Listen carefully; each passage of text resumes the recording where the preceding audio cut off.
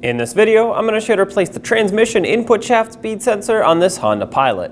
This is located on the front of your transmission. We'll access it from underneath, and you want to make sure you have the correct part because the output shaft speed sensor looks very similar, but is definitely not the same sensor. Let's get started. To access the sensor, we'll have to remove this shield. In my case, part of it is broken, but regardless, there's push clips up front, and there should be push clips that hold it on the end. There's still one there, and there should be one here. Use a trim tool and remove the center of them, and then pop the rest of the push clip out.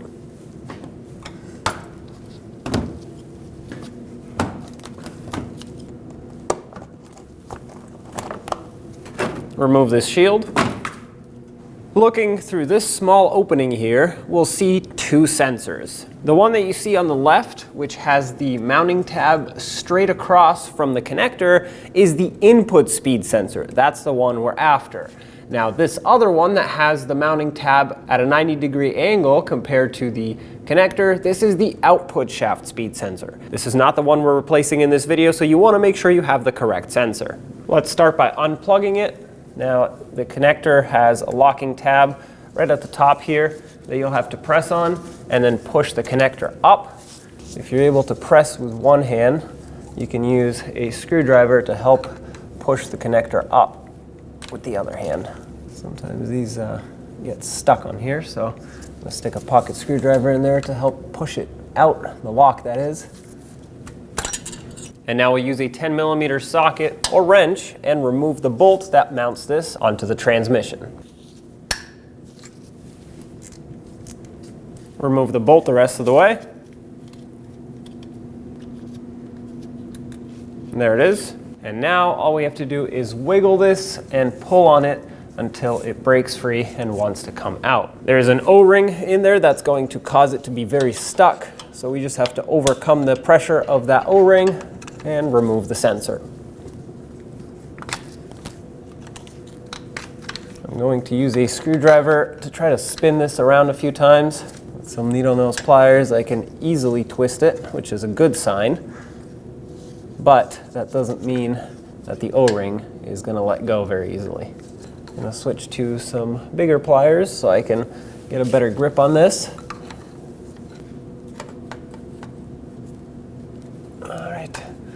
I'm prying out with a screwdriver and twisting, and that is allowing me to remove this sensor. Looks like I got it. And there it is.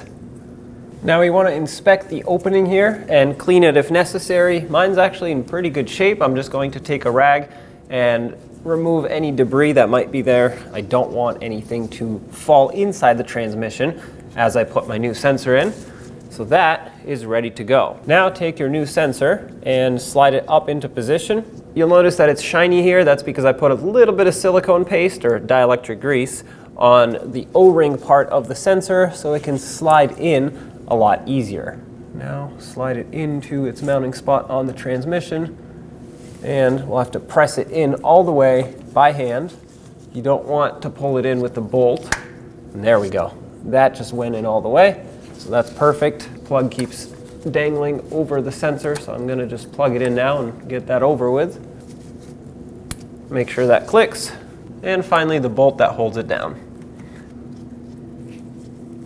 Once you've bottomed this out, take a ratchet or a wrench and snug it.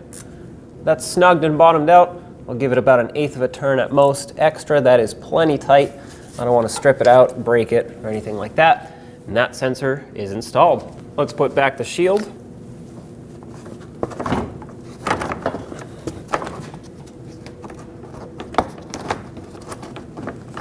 Once you get it lined up, reinstall any push clips you removed.